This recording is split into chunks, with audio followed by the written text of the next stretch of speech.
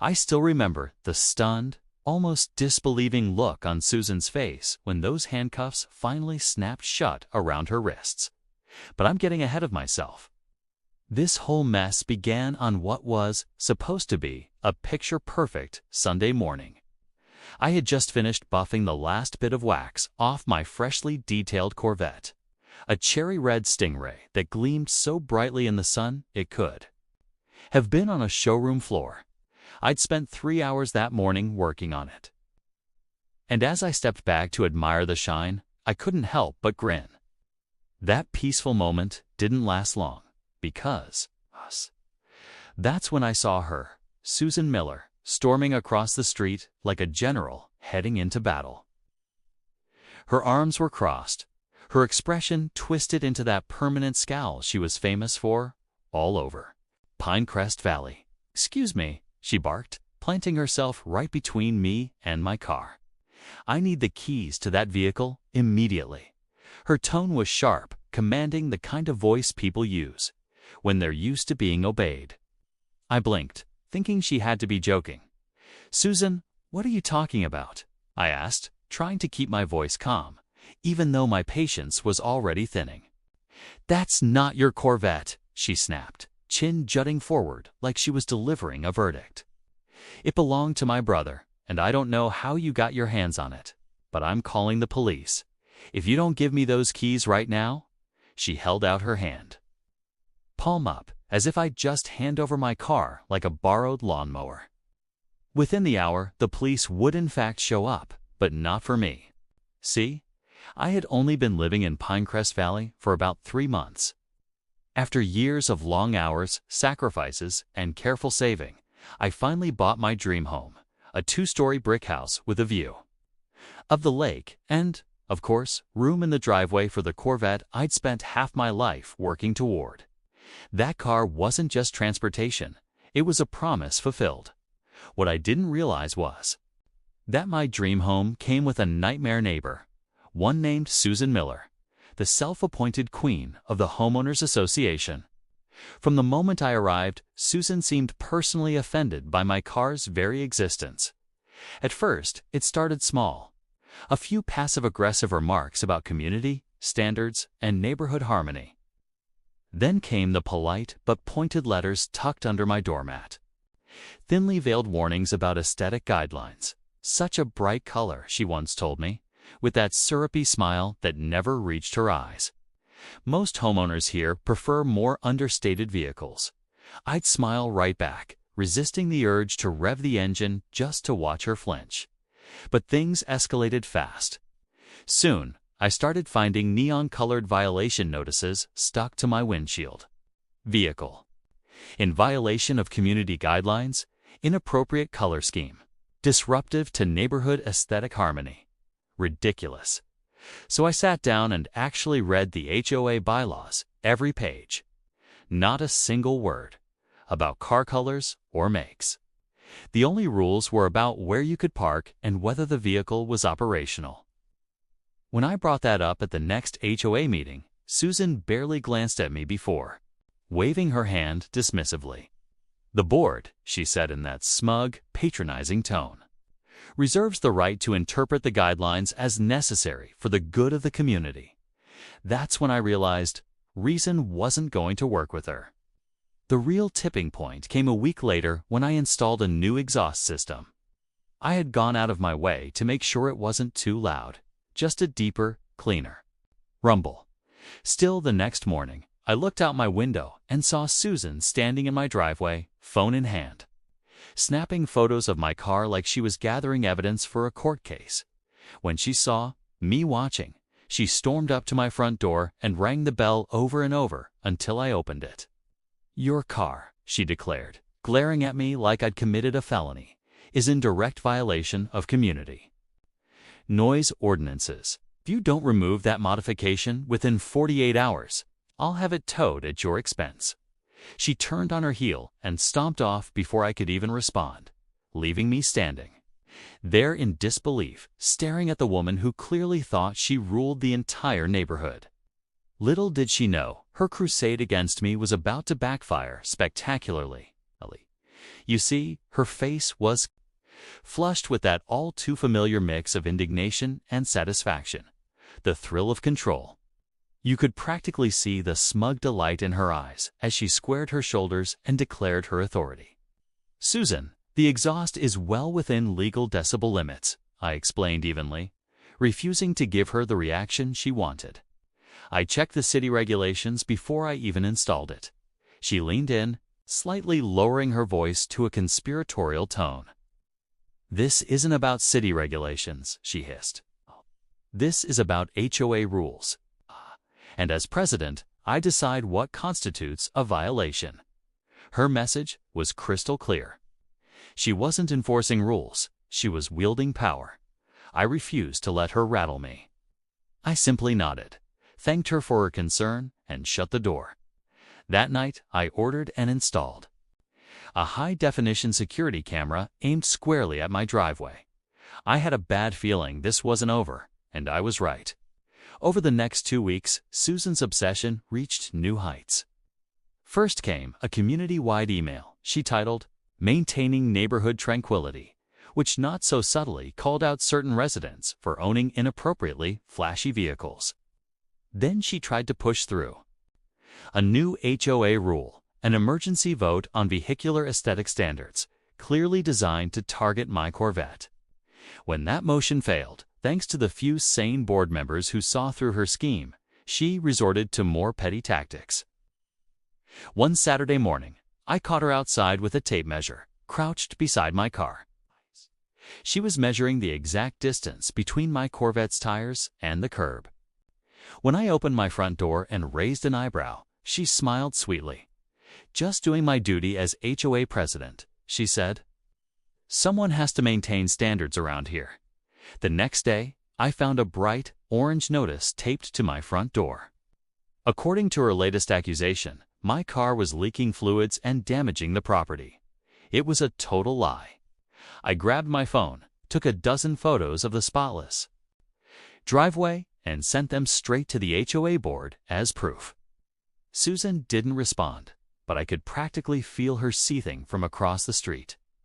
Then came that fateful Sunday, the day Susan completely lost it. It was a warm, quiet morning. I was outside again, applying one last polish to the Corvette's hood, when I saw her storming toward me. Her steps were brisk, her expression a mix of determination and something unhinged. A few neighbors were outside too, walking dogs, watering lawns, grabbing their mail, and they all paused to watch the drama unfold. Susan stopped dead in front of me, planting herself between me and the car like a guard dog. Arms folded, voice raised. "I've had enough of this charade," she declared, loud enough for everyone within 50 feet to hear. "That is my brother's Corvette, and I want the keys." Right now her voice cracked, just enough to sound emotional, but it was the kind of performance you'd expect from a bad community theater audition. I blinked, stunned. "Susan, what are you talking about?" I said slowly, "I bought this car brand new 3 years ago." "Don't lie to me," she shouted, her pitch climbing higher. "This is David's car, same model, same color. He passed away last month and his car went missing right after. You stole it." Then she jabbed a finger toward the license plate frame. "He had that exact same one. You're not fooling anyone. You took it. And I'm going to prove it." By now, half the neighborhood had gathered nearby. Phones were up, cameras recording. The scene was straight out of a reality show. Keeping my voice. Calm. "Susan, I'm really sorry for your loss, but this is my car. I have all the paperwork and the title inside the house. I can show you right now."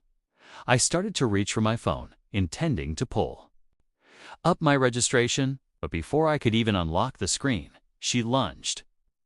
Susan actually lunged for my keys, grabbing at my hand like a desperate pickpocket. "Give me those keys," she shrieked. "That car belongs to my family." I stepped back quickly, holding the keys out of reach. Her face twisted with fury, and she began shouting again, voice echoing down the street. "You're a thief, a criminal, You moved in here thinking no one would notice what you did. I could feel my patience evaporating. Susan, I said firmly, this has gone far enough. I'm calling the police. Her expression shifted, instantly from rage to triumph. I already did, she said smugly. I called 911 before I came over, reported a grand theft auto in progress. They'll be here any second to arrest you and impound my car. As if on cue, the sound of sirens drifted down the street. Within moments, 2 patrol cars rolled up, lights flashing, and 3 officers stepped out, clearly unsure what kind of situation they were walking into. Susan wasted no time. She ran toward them dramatically, pointing back at me and my car. That's him, officers. That's the man who stole my brother's Corvette, she cried, tears suddenly streaming down her cheeks like she was auditioning for an award. I have the spare key at home, his paperwork too. He must have hotwired it. The lead officer, a composed woman with mirrored sunglasses and a calm, practiced tone, held up her hand. Ma'am, please step back. Sir, stay where you are, she said evenly. We'll get this sorted out. Then she turned to me. Sir, can you provide proof of ownership for this vehicle? The crowd held its breath, and I knew this was the moment everything would turn. Absolutely, I said confidently, unlocking my phone and pulling up my digital glove box app. I have photos of the title, registration, insurance cards, and the original purchase agreement from the dealership. I handed the officer my phone, showing her each document clearly displaying my name. I also have the physical copies inside if you'd like to verify them. The officer nodded, her expression calm but focused. Yes, sir. Please retrieve those. I went inside and returned with a neatly organized folder containing every piece of paperwork: title, registration, insurance, and the original sales contract from the dealership. As I handed them over, I could feel the eyes of the entire neighborhood on us. The officer reviewed the documents carefully, her brow furrowing slightly in concentration, before she turned to her colleagues and nodded. Meanwhile, Susan's composure was unraveling. By the second, those documents are obviously forged, she suddenly shouted, her voice cracking with hysteria. He probably photoshopped his name onto my brother's paperwork. Check the VIN. It'll match. My brother's car. Her words tumbled out fast, erratic, desperate. The officers exchanged a glance, but followed procedure, checking the VIN against their database. It only took a few moments before the lead officer looked back up, expression neutral but definitive. Ma'am, she said evenly, the vehicle is legally registered to him. It's been in his name for over 3 years. The color drained from Susan's face, but she wasn't done yet. I can prove it, she stammered, regaining some of her false bravado. I don't have my brother's documents with me, but if you come to my house, I can show you. Photos of David with the car. It's identical. Same model, same color, same everything. The officer exhaled quietly, glancing at her partners before replying. Ma'am, even if your brother owned a similar car, that doesn't mean this one belonged to him. All the documentation here confirms ownership under this gentleman's name. That's when Susan completely snapped. Her face flushed deep red, and her voice rose to a near scream. You're not listening to me? He manipulated the paperwork somehow. That's my brother's car, and I want him arrested for theft. Then, before anyone could react, she lunged at me again. Give me those keys right now, she shrieked, clawing toward my pocket where I had stashed them.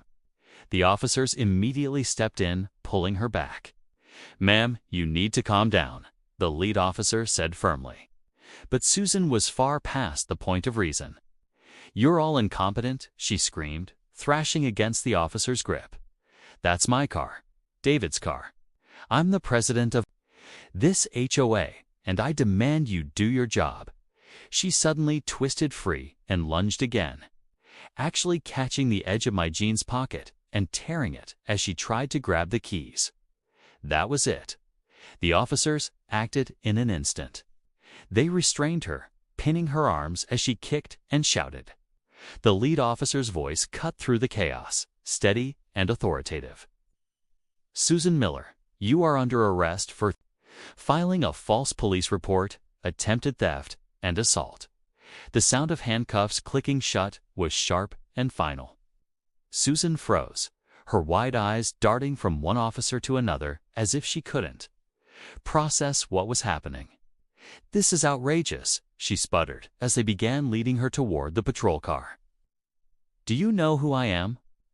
I'm the president of the Pinecrest Valley HOA. You can't arrest me for protecting my property." But the officers didn't even look back.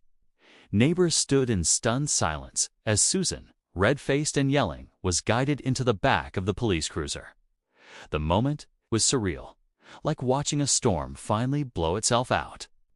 Later that afternoon, the whole story spread through the neighborhood like wildfire. I learned from one of the officers that Susan had been formally charged with filing a false police report, attempted theft, and assault. And the kicker: during their investigation, it turned out Susan didn't even have a brother named David. The entire story, the brother, the death, the missing car, was a complete fabrication. The evidence against her was airtight, multiple eyewitnesses, police body cam footage, and security camera recordings of her trying to grab my keys. Within days, the consequences came crashing down on her. The HOA board held an emergency meeting and voted unanimously to remove her as president. Her employer, a local real estate agency that branded itself on integrity and professionalism, suspended her indefinitely without pay, pending the outcome of her criminal case. And when the story hit the local news, complete with footage of her screaming, "That's my Corvette," while being loaded into the police car, her career and reputation were effectively over. 3 months later, her sentencing made the front page of the community paper. Her high-priced attorney tried to spin the story, claiming Susan had been under severe emotional distress and wasn't thinking clearly. But the judge didn't buy it. Being emotionally upset, he said firmly, does not excuse filing false reports, committing assault, or lying to law enforcement. Susan was sentenced to 6 months in county jail, 2 years of probation, and ordered to pay $5,000 in fines, plus court costs.